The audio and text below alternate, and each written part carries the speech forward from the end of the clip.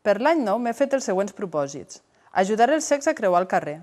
Em penjaré els pantalons a l'armari. Guardaré sempre els discos dins les fundes. No començaré a fumar. No em rebentaré els grans. Seré bon minyó amb el gos. Ajudar els pobres i els ignorants. Després d'haver sentit aquesta nit els sorolls repugnants que venien de la sala d'estar, he promès no beure mai alcohol.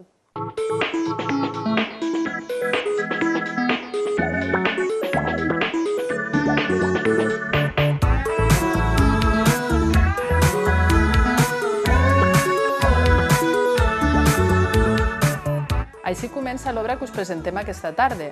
Es titula El diari secret de l'Adrian Mol i, com el títol indica, és el diari d'un noi adolescent de sobre uns 15 anys durant un any de la seva vida i ens explica totes les seves ambicions, les seves accions que fa, les seves misèries, les seves alegries.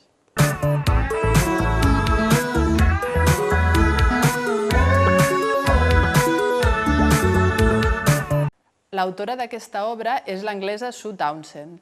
Amb aquesta obra va començar tota una sèrie de 8 llibres que relaten la vida de l'Adrian des de l'adolescència als 14 anys fins més o menys la crisi de la quarantena.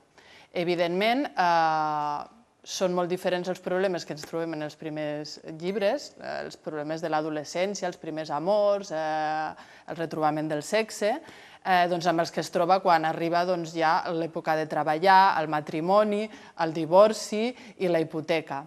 Bé, es considera com una obra en conjunt, en tot el seu conjunt, molt fidel a el que és la vida contemporània de la classe mitja britànica. I aquesta autora, en aquesta sèrie, ha estat traduïda a 25 llengües.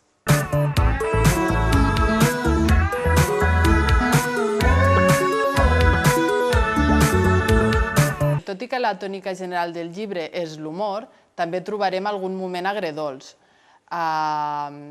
Ens coneixerem de primera mà totes les coses que a ell el preocupen i l'obsessionen, com ara l'acné. Els grans el tenen molt obsessionat, així com la dieta, la seva dieta que ell pensa que no és prou bona, que la seva mare no es preocupa prou, els problemes amb les infidelitats respectives del pare i la mare, el divorci, les seves fílies, les seves fòbies.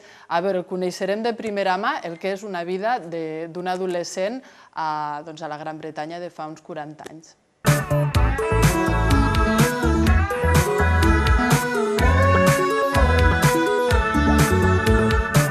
Per què us recomano el diari de l'Adrian Mol?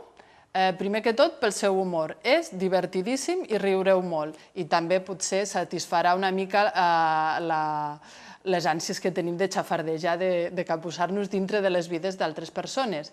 I si us ha agradat aquest llibre, sabeu que sempre en teniu les continuacions. En aquest cas tindríem la segona, que seria Creixen els problemes, de l'Adrian Mol.